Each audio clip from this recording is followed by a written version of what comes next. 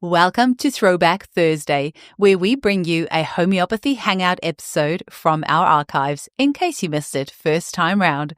Because this episode may be a couple years old by the time you hear it as a throwback, some of the special offers, links, or content may not be valid anymore, so please keep this in mind when listening.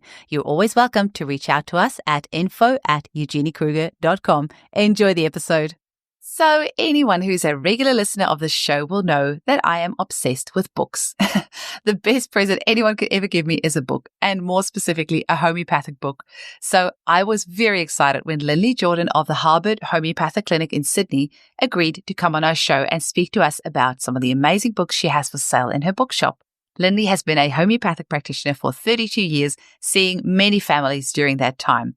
And her clinic is also home to the Aurum Project, which is an Australian research organisation dedicated to improving the health and well-being of people. Linlee's interest in research has propelled the Aurum Project now for 15 years, and one of the main ways that the research group is funded is by running an online book barn, selling new and secondhand books.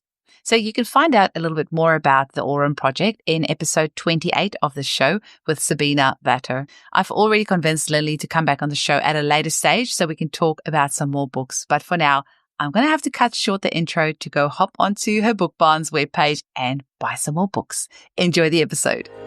Welcome to the Homeopathy Hangout, where we discuss all things homeopathy from around the world. And now my mum and your host, Eugenie Kruger. Hello, homies, and a very warm welcome to Homeopathy Hangouts. Today, we get to hang out with the lovely Linlee Jordan, all the way from New South Wales. Welcome, Linlee. Thank you, Eugenie. Welcome to everybody out there listening in today. We're going to talk about books. That's one of my favorite topics. Well, we are kindred spirits in that. Yes, I spend a ridiculous amount of books and a lot of it at your bookshop. And yeah, I'm so excited for us to get cracking today. And I wonder, Linlee, can you start off maybe by telling our listeners how you were first introduced to homeopathy? Look, I'm really happy to share that story because I think I put it in a book that Mike Andrews wrote about autism, and he asked the same question. So I wrote it out. I think it's okay to share the story because it involves alcohol and being young, I think.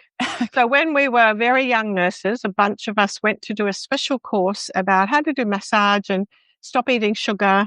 And one of the things they came up with in that little course was about these little white pills. And we didn't know what they were, never heard of homeopathy. They said, if you use them for a hangover, it'll work like a treat. So we're like 22 or something. So we started giving this to all our friends and it worked really well. And the innocence of youth, I don't think we really asked too many questions about what it was, but it worked. And that was my introduction to homeopathy. It wasn't until years later when I came to Sydney, that was in Brisbane. It wasn't until I came to Sydney to study to be a naturopath, I thought, that I learned that it was homeopathy. And all these light bulbs went off. And of course, in the first lecture about homeopathy, I decided I was going to be a homeopath, not going to be a naturopath anymore because I loved it. I thought, wow, that stuff really works. Yeah. But that's not very good to be talking about hangovers and headaches and so on, I suppose. Well, hey, if it works. Yeah, that's right. Yeah, so that was my introduction to homeopathy. I had exactly the same. I don't know if you know, but I also went to go study naturopathy. Yeah. And then my first lecture on homeopathy, I was like, it blew my mind and I changed my pathway straight away. Yeah. Now, we are both passionate book lovers. And I have asked you to come onto the show and talk to our listeners about what options are out there for homeopathic books, because it seems like the last few years there has just been a explosion of new books. I feel like I can't keep up with all the books that are out there. So I would love if you can lay it down for us a little bit about what are some great books that you would recommend. And then we're going to talk about your amazing bookshop and how people can get hold of that. And maybe I'm sure you've got some funny stories that you can tell about what happens there as well. So you've got the floor, Linlee. What's the first book you'd like to share with us? I think I want to share one of the very oldest books because that was one of my most favorite books back from when I was a student. I remember this little one. Can you see that? Yes, so homeopathic drug pictures. Yeah, that's Margaret Tyler, one of the very old homeopaths, and she used to work in England and write lots of articles and be in a lot of the meetings over there. And I remember there's a story in here about Lalor and a young farmer boy who stuck the prong of a big pitchfork through his foot in the manure in the garden.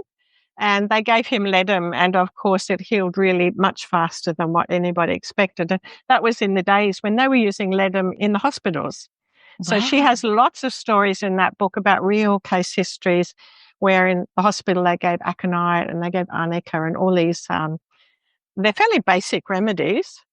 But I just love that. It's the most basic remedies and the most beautiful stories where it was highly effective, so much so that it had a big reputation in the hospital. So that's one of the coolest books around, in my opinion. That is really cool. And I just quickly have to say, so normally, obviously, the podcast is just audio, but for our listeners, Linlee has agreed that we can pop this on our YouTube channel. So you'll actually be able to see the books, which is really, really cool.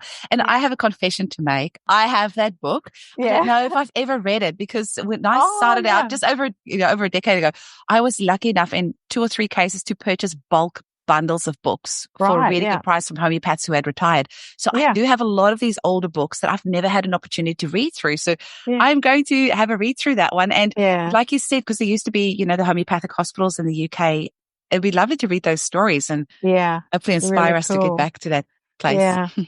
So I tell you what, I've spoken to a friend, Nyema Hermiston, who also absolutely loves that story about ledum.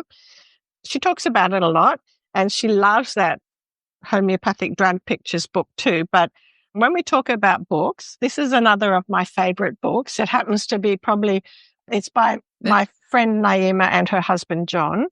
And it's a very cool little book written for beginners about treat your child yourself, a parent's guide to drug-free solutions for common complaints. And she draws heavily on those stories from Margaret Tyler, which is kind of cool. So this little book has headings like mouth ulcers and hearing problems, glue ear, croup, and it's laid out in very, very simple fashion. Very good for an absolute beginner to go, what shall I do? My kid's got chicken pox. So what does it say about chicken pox? It says nutrition's important. And there's a few simple remedies, belladonna if they have the fever, itchy rash, rustox, pulsatilla if they're clingy, Merc Sol if they get infected spots. And I think if you want to keep it simple and straightforward and sensible, that's just the most gorgeous little book. And so treat your child yourself. Yeah, treat your child yourself. And they're Australians. That's the other thing is you talked about an explosion of books. I tell you what, the Australians are going crazy on the world scene with homeopathy books. Fabulous. That's exciting. Yeah. So that's gone through a couple of editions already and still going strong. And that's quite a nice size book as well, because that's something that you can easily fit in your handbag if you're going away on holiday and, you might not have reception. I know a lot of us just Google on our phones for remedies, but you might be somewhere, especially in Australia where it can be very remote. You might not have reception. So that book is actually a nice size as well. It looks like it's about 200 pages or so, maybe less. Yeah, not very much. Let me just have a little look. It is exactly 134 pages. Oh, okay, cool. So I guess there's heaps of pediatric complaints out there, but this is just very sensibly chosen the most common things that happen. And of course, if you're a beginner in homeopathy and you have something a little bit strange going on, you wouldn't be treating it yourself. You'd be getting some good practitioner help.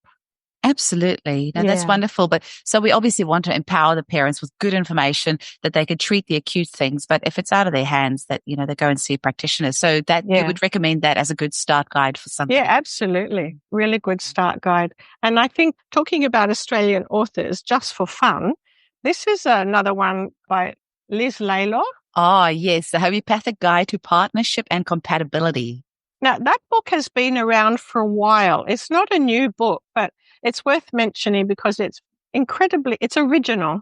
I don't think anybody's ever written in that style before. And I put a bookmark in here thinking, this is probably more for practitioners comparing remedies. But when she talks about the remedy carcinosinum, she's comparing it with Merc Sol, thinking if they get together in a relationship, carcinosinum needs to obsessively push for limits and controls and increase their boundaries and to define themselves. Merc will not feel safe if they're in a relationship with this person.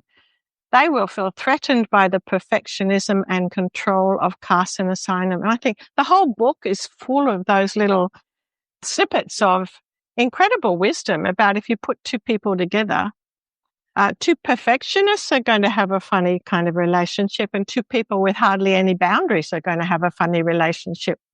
So that's a kind of a practitioner book, I suppose. But that is really good. Lalor was on the podcast and we did mention that, but I haven't got a copy of that book, so I never really quite understood what it was about. But that almost sounds like, star signs and compatibility. But this is, every homeopathic remedy has its own unique mental emotional picture. So, so what you're saying in this book, she has said how these, remedy types would fit together. Yeah. And she's looking back at old movies too, where there's two different remedy types in the movie and comparing and contrasting. A huge amount of work.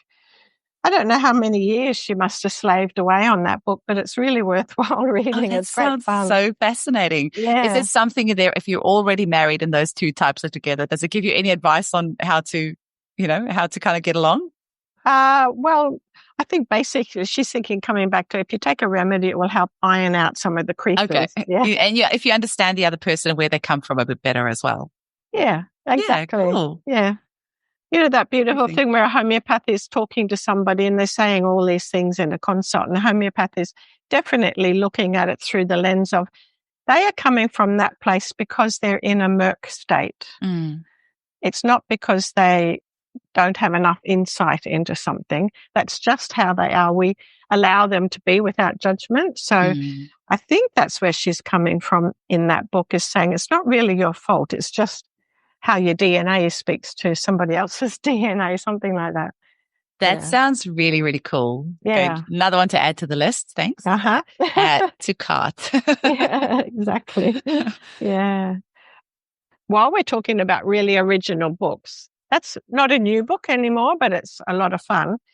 One of the very new books by George Vithoulkas is The Levels of Health. It's like a second volume on from his very old book, Science of Homeopathy, which I think it's been around for a long time and most practitioners have read it. But this little one here, such a good book. A beautiful red cover. Levels of Health, the second volume of the Science of Homeopathy, George Vithoulkas. Yeah. So when was this published, Linlee? I don't know. Yeah, this is a revised edition, 2019. So it's one of the new books, and it's also very original.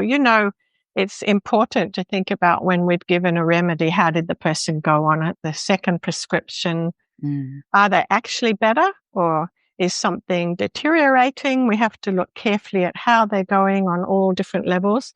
He's taken it literally to the next level and looking at 12 different levels of health, thinking, is this patient improving? And I think probably beginners who are just starting to study as a student will really love that book, because it's important.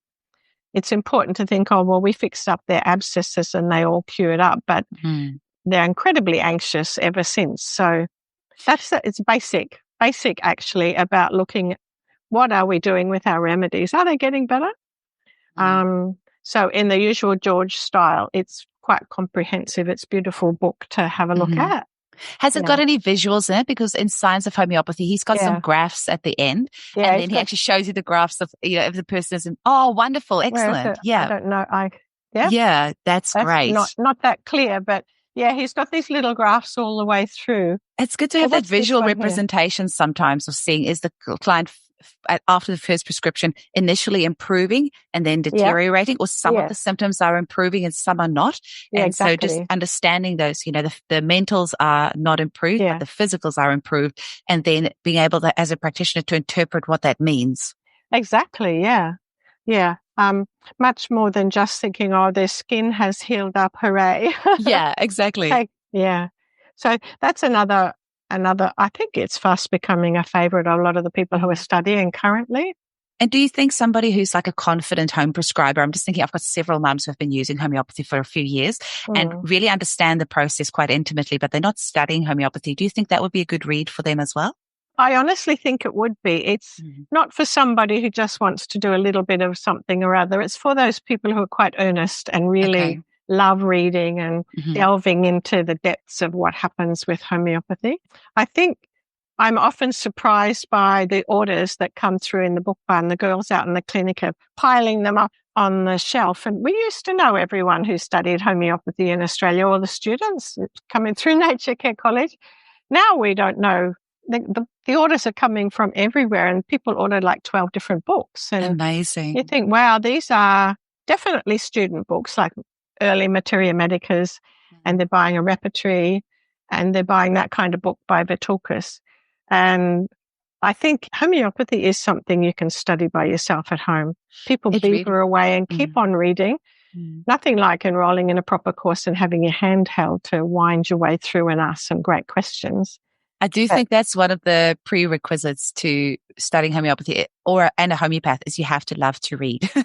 You have to be an avid reader because there is just so much out there. Or really for you to get the best out of it. I mean, you can take it to whichever level you want. Maybe you do want to qualify and then still just prescribe for family and friends. But if you can take as far as you want, and there's so much information out there. The rabbit hole is endless. The rabbit hole is endless.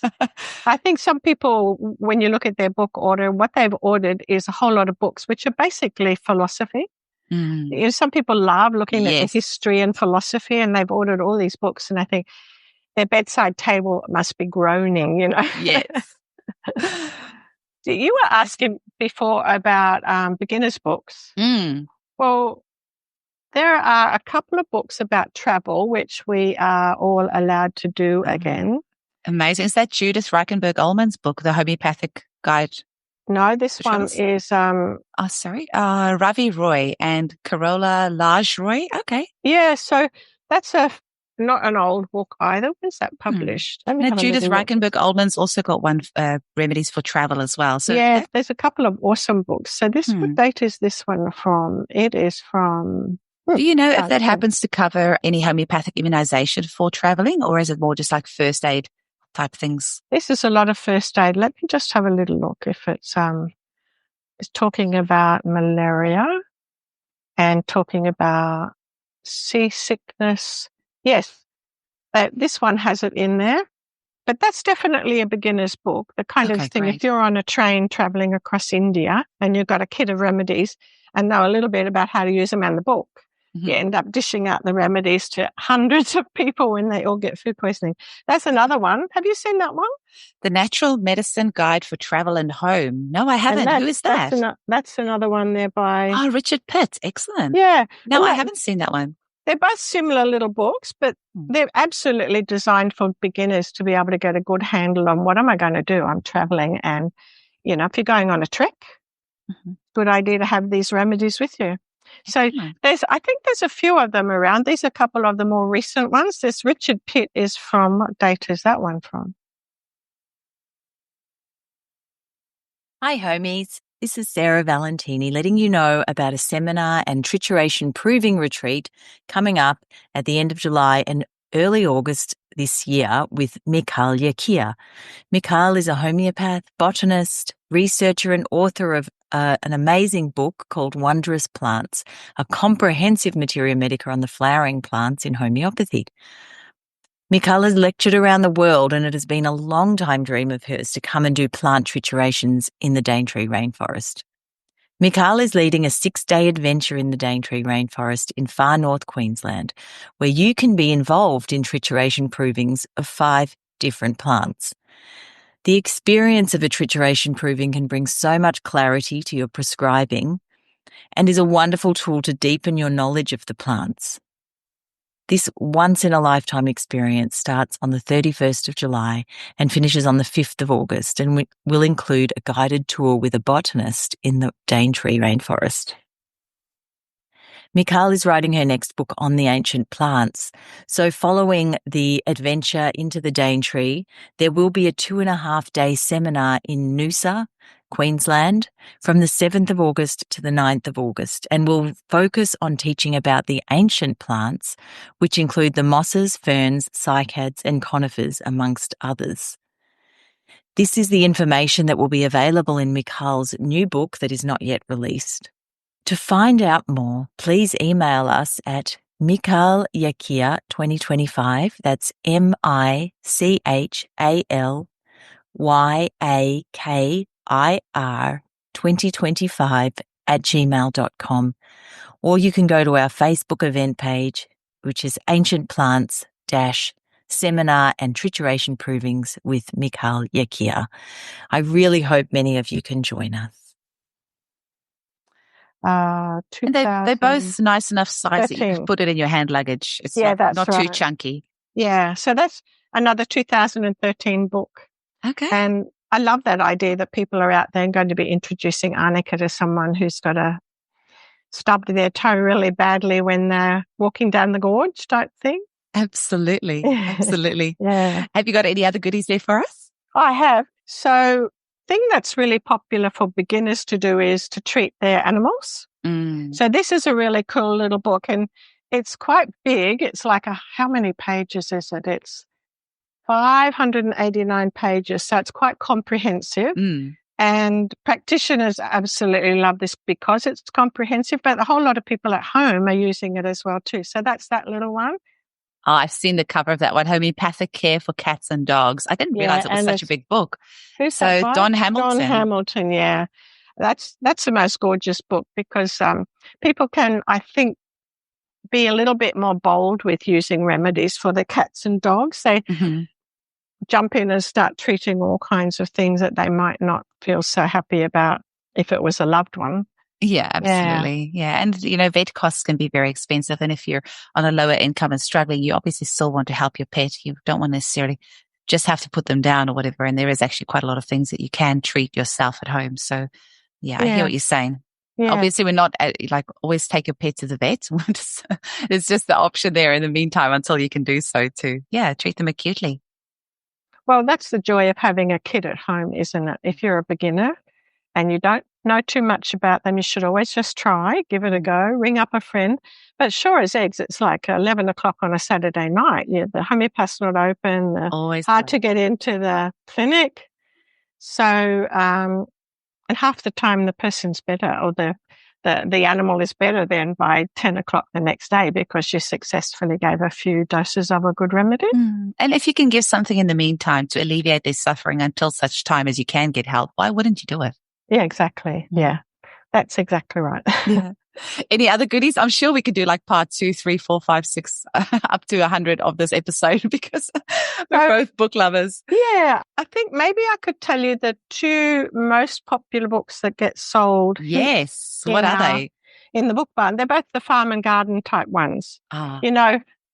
We constantly putting in our orders to Narayana to replenish them. And one of them's out of stock at the moment because we sold the last one a couple of days ago. But this little one. Oh, that one is such a goodie. Homeopathy for Farm and Garden and Kaviraj. Yes. And he passed away a few years ago now. Yeah, he did, And he left a great legacy of this huge volume of work. And the other one. I know the one you mean. It's a German author, hey? Yeah. Yeah. I know the one that you mean. And when we find it, we can stick it in the show notes. I have tried to get her on the podcast, but she's too busy. But I just would love to get more people on agro-homeopathy on the podcast. Just putting it out there. Yeah, that's right. So this is where the controversy comes in because some people absolutely love that book by Kaviraj, the green one that I just showed you. Homeopathy for Farm and Garden. And other people think it's incomprehensible. They don't know where to find anything in it. And they love the other book. Is it Homeopathy for Plants? Yeah, that'd be it. Homeopathy for Plants, and it is by Christiane. Yeah, that's right. What's her surname? Maute or something. Yeah, Maute. Yeah, that's it. Or maybe Christiane. I'm not sure how you would pronounce that. Yeah. Excellent. Oh, so that's good to know. So just get both books and between the two. I think so. See which one you like. Yeah, get your friend to buy one and you buy the other and you can share. Yeah, I think some people maybe they have a very analytical kind of mind and they like the Kaviraj book and other people love the other one. So it's almost as if it's either or, you love this one or you don't. Okay, well, we'll have all the names for all these books in the show notes. So if anyone's listening, while driving in the car and you're going, what are they saying? We'll have it all in the show notes. So just have a look on there. Have you got any other books for us there before we go on to chatting about the bookshop? Yeah, while we're talking about Australian, so Patricia Hatherly many years ago did a book in 2004, The Homeopathic Physician's Guide to Lactation. Yes. And that is the most amazing book because it's highly original as well too. It's all her own observations, own work, and there's little case histories in there. And I think that's become a much loved textbook by the midwives, home birth midwives especially, and the doulas. Amazing. And We sell stacks of those ones, and I think it's a must-have for everybody who's involved. And it's a really good price. I remember looking at it on your website. I think it was $24 or something like that. Yeah, $24. And that's, I can't remember whether that's a secondhand price or a brand new could be. one. Yeah, I was looking at it on the website just a couple of days ago, actually. Quite a few of the books, we've got some secondhand ones, and we've also got a pile of new ones. So that's one of the all-time favorites, I think, too, because it's just jam-packed full of information. And there's a few different audiences for the book. So one audience is the brand new beginners. The other audience is the farmers and the permaculture people who are buying the plant books. And the other audience, of course, is the midwives who love homeopathy. Ring up and say, which would be the best Materia Medica for me? I'm a midwife. And of course, there's so many different beautiful Materia Medicas around. And some of them sell out fast too, like the Boericke one, which is not bad, I suppose, for a student or a beginner. You got that there? Yeah. Yeah, this little one. Yeah. That is actually one of my favorites because it's got the Materia Medica on it. It's got the Repertory in it. It's got remedy comparisons in it. It's got a few unusual remedies. It's got drug affinities. It's got, you can't believe it's got all of this in one tiny little book. So that is definitely one that I recommend for not complete beginners. Like when complete beginners really, they've used it for a little while and they're starting to feel confident. They've got lots of remedies at home and they want to kind of take it to the next level. Then this is a really good book. So that medium, I would say. Exactly. Yeah. So can I show you some more? Please do. We've got time. So this one here. That's another Mastering Chronic Diseases, Toxicity, Deficiency, and Infection. John Gamble. I thought it was John Gamble. I've got a few of his. Yeah. So this is his latest one, and that is 2022, just this year. Wow. Brand hot off the press. So that's about toxicity, deficiency, and infection. And I must have the older one and actually still got the price tag from your shop on there. Yeah, exactly. So that's a cool thing because he's put together all of the work in those other volumes and come up with some new conclusions and so on. Okay. That's pretty much a practitioner book because it's got all about the mineral test reports and things in there. That would be an absolute advanced beginner, someone who's maybe they're already a naturopath and they're wanting to expand their homeopathy knowledge. Oh, excellent. Yeah, there are some naturopaths that do have that affinity with the homeopathy or maybe have a bioresonance machine or something like that. And that want to understand that a little bit better and how they can use the remedies better. That's really cool. So, you said about Boericke has comparisons in there. Well, some of the old books, it's just a joy when sometimes books come in from, there's been a few people do a bequest of books, write it up in their will, and then before you know it, we've got 10 boxes of books come into the book barn, and that's the most amazing thing. It's like sweet joy, sweet sadness, or what's that expression? Something like that. Yeah, I don't know. Thinking, wow, somebody loved these books, and now here they are. Yeah, that's right, bittersweet. Somebody was a practitioner and here's the whole Materia Medica and everything. And often you see their names written. I've got a few books like that because mine was also from a few deceased estates and you see their name written in the front and you can just feel like, know that they would have been paging through this sleepless nights of a clients and what to give this person and their energy is in the book. It's so special having one of those. Absolutely. So one of the older books that is kind of cool because the comparisons in it are so delicious. It's a systematic Materia Medica by Maute, this one here. Okay. Have you come across that one before? I haven't. Systematic Materia Medica. Mathur. Okay. Yeah, so that's a volume. It's about 953 pages. So it'll keep you going. It's the most gorgeous thing with really good comparisons in there. And I thought I underlined a little bit here thinking that's kind of cool. This is when he's talking about Kali Sulf. Just something simple, but it's an example. He says, a Potsatilla patient is mild, gentle, and yielding, whereas Kali Sulf is easily angered, obstinate, and very irritable. Kali Beck patient is chilly. Kali Sulf patient is warm-blooded.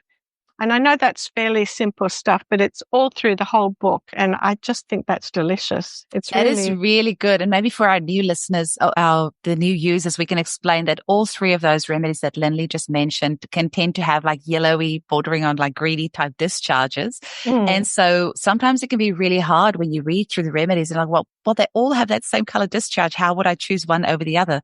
So when you've got a remedy comparison, you can then understand a little bit more what is different between those remedies to make it easier for you to select one. That's beautifully said. Thanks. I try. Yeah, very nice. So what else? Do you want another one? Oh, keep going. Look, my next podcast is in 25 minutes, so we have got lots of time. So here, this one. The Ladies' Manual of Homeopathic Treatment, Dr. Ruddock. That looks ancient. Where's that from? Oh, I tell you what, it's amazing. It's 1892. This is the 10th edition. Thoroughly revised and enlarged. The other joy, I think, is looking at the language in these books. Sometimes it's just so politically not correct. Yes. You have to kind of, this time especially. Kent was actually quite, ruthless as well with how he would describe something. I tell you what. So, but this one's worth reading just because it's so quaint. And sometimes the old homeopathic language still appears in our rubrics, still appears in our repertory. So those really old books, sometimes that's why I think they're useful, not because they've got the medical information sometimes is out of date when there's been new discoveries like Helicobacter virus and stuff like that. So Helicobacter bugs, not a virus. Sure, I just think it's amazing that people went to all that trouble back then. Of course, what were they doing? Doing it by candlelight or something? Sending it off to the typesetting thing way before computers. These must have been absolutely driven, dedicated kind of people, burning the midnight oil and then practicing during the day, and often, 50 people a day. Exactly. Yeah. That's a very old volume. And occasionally we've had some very old books come into the clinic, and Francis Truehurst has been the recipient of several of them when they've been very old, part of history, really. Yes, he's got a pretty amazing collection. And for anyone that's watched Just One Drop, they actually take the cameras into Francis's home and show, all the beautiful old remedies he has, little boxes and the books. And I don't know if you know this, but Francis came, I think it was his daughter's wedding or something, came to Perth. Yeah, and he went to the monastery. Is that the word I'm after? Yeah, that's right. Yeah. Benedictine. Yes, Benedictine. I was going to say that and then I doubted myself, but came over here. And then, there was, so there's history in WA from, I think it's the 1890s. Of homeopath practicing from there or dispensing remedies. And Francis apparently left some remedies there as well. Oh, cool. Yeah. So I went to that Benedictine monastery. There was a conference in Perth many years ago. We went on a bus tour as part of the conference out to the monastery. Oh, cool. That was really exciting. New Norcia, that's where it is. Yeah. It's only about an hour away from us. I really should go. I was saying to the staff the other day, we need to actually go there on like a staff trip and go check it out. Yeah, absolutely. Yeah. So, Linlee, maybe tell us a little bit about the bookshop, because I actually forgot that we're recording. I'm having so much fun just chatting with you. But I had to pull myself back there for a second. So tell us about the bookshop. What's it called? Where is it? How can people order it? How did it come about? And maybe share some funny stories with us. Sure. Okay. So it's called The Book Barn. It's on the aurumproject.org.au website. It's also on our clinic website, hhcc.com.au. And it came about because years ago, we used to have a little library and we would lend out the books to people, our patients, basically. And we would say, when you're finished, bring them back in again. And of course, there was a lot of coming and going, and sometimes people would forget to bring them back in. And we seem to have amassed a lot of old secondhand books that people might have read and donated to us. And I don't know where the idea came from to sell it online, but I suppose, like all good things, you can't remember the beginning of it. Instead of lending them out, we decided that it would be good if we sold them for a little secondhand price. When they finish reading, they bring it back. And that's exactly what happened. So it got bigger and bigger, and eventually people would donate their books or through bequests, like I said before. And after a little while, people were saying, especially during COVID, it was impossible to get books in from the other book suppliers. So we started ordering wholesale of the new books. And I think that's become a major part of what we do now. So at first we were just a little way of helping our patients understand more about homeopathy. And it grew from there to Aurum Project members wanting to buy new books. So I think we are the homeopathy bookshop in Australia now. You are. I don't know of anyone else. And I'm so grateful to you guys, because I would have to get books from, all over the world. And with COVID, the shipping costs for a lot of things went sky high. That's right. Yeah. It's wonderful, the service that you provide. Thank you. And you have some ebooks as well. I've got a couple of your ebooks, and that's actually really great too. So you can have that instant access. So I think that's a growing thing. Several of the authors who we sell their books have said that they've got little ebooks coming that they would like to be able to sell or share with the public as well too. I really like ebooks, because if a client has said something and I know that I've read it in a book, but I can't remember what page, and I've got the ebook, I can just go Control F, type in the word, and it will immediately go to that part of the book. So I really like ebooks. Yeah. Physical books as well. I will usually get both. So we started off with one bookshelf, and now we've got the whole room. I think there might be 8 different bookshelves, and it's just a beautiful thing to sit there on the little cozy chair. And we have people coming through in person now doing that. I think it's kind of cool, but somebody told us last time that they'd put us into their trip plan. Yes. That they would spend a half day here in Brookvale in Sydney, sitting in the book barn. I thought, yes, that's really cool. Well, I think next you might have to add on a coffee shop. Wouldn't that be great? That'd be amazing. So Linlee, have you got any funny stories for us about the bookshop? Have you had any? Well, I told you the little controversy about, we have had people in the book barn there talking about books, having a little argument. Oh, really? About?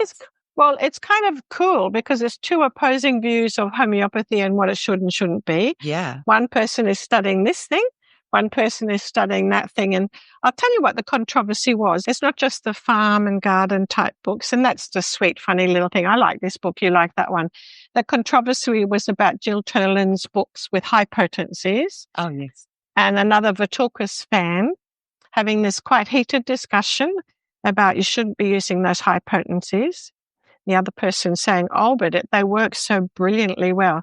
So that stems from these little books from this is a while ago, and I know it's very shiny. Said Miracle a Day? Miracle Day. That's the thing that Jill Turland, who's Australian, she wrote that little book first and then went on to write the bigger book like this one here. Getting Back on Track. So Jill Turland, and it's Turland, hey, from memory. Yeah, so like any good profession, there's always opposing different views. I think it's a good thing. It's a good thing for me to be walking in the book barn saying, do you guys need any help? And here they are.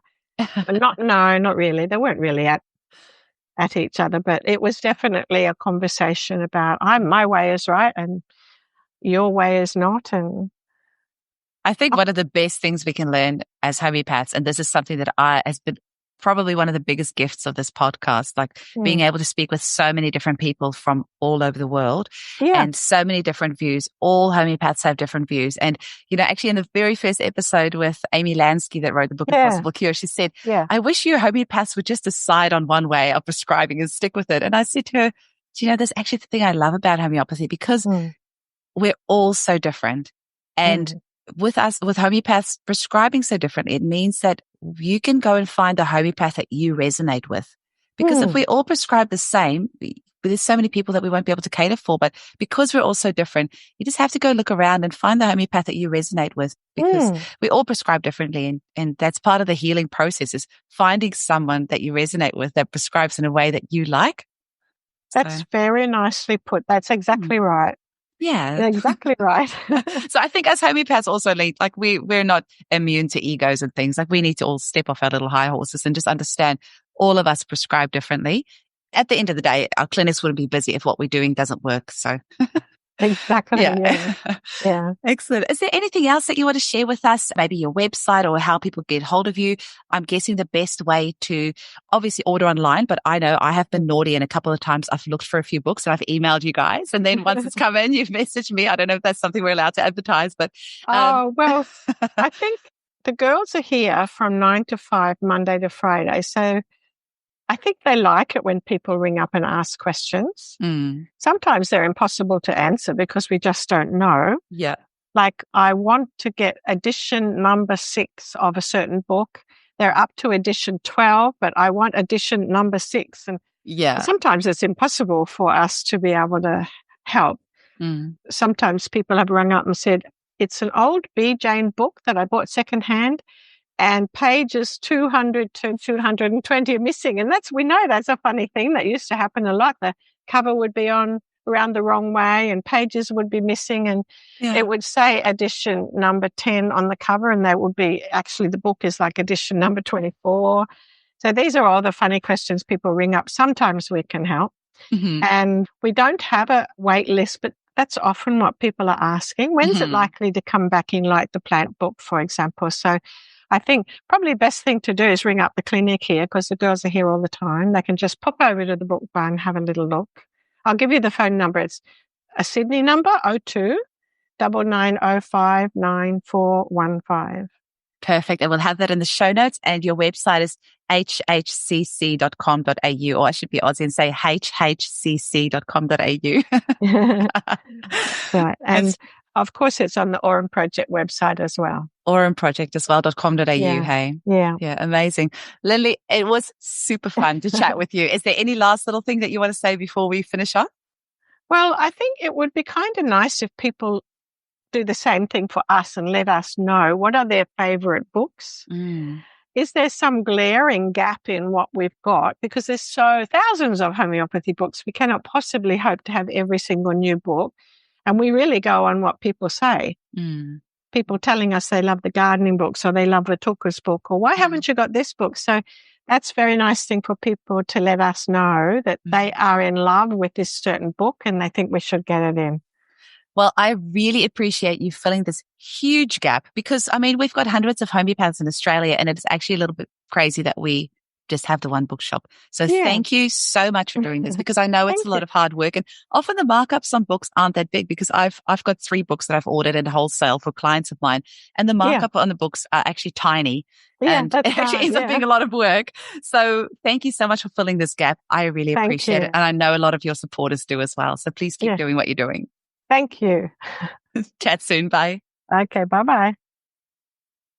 Hi, homies. This is Sarah Valentini letting you know about a seminar and trituration proving retreat coming up at the end of July and early August this year with Mikhail Yakia. Mikhail is a homeopath, botanist, researcher and author of an amazing book called Wondrous Plants, a comprehensive Materia Medica on the flowering plants in homeopathy. Mikhail has lectured around the world, and it has been a long-time dream of hers to come and do plant triturations in the Daintree rainforest. Mikhail is leading a 6-day adventure in the Daintree rainforest in far north Queensland, where you can be involved in trituration provings of 5 different plants. The experience of a trituration proving can bring so much clarity to your prescribing and is a wonderful tool to deepen your knowledge of the plants. This once-in-a-lifetime experience starts on the 31st of July and finishes on the 5th of August, and will include a guided tour with a botanist in the Daintree rainforest.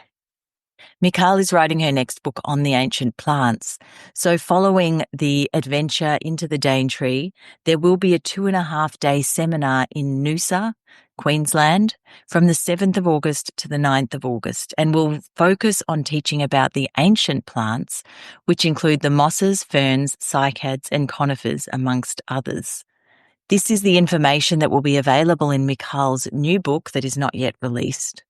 To find out more, please email us at mikhailyakir2025, that's MICHALYAKIR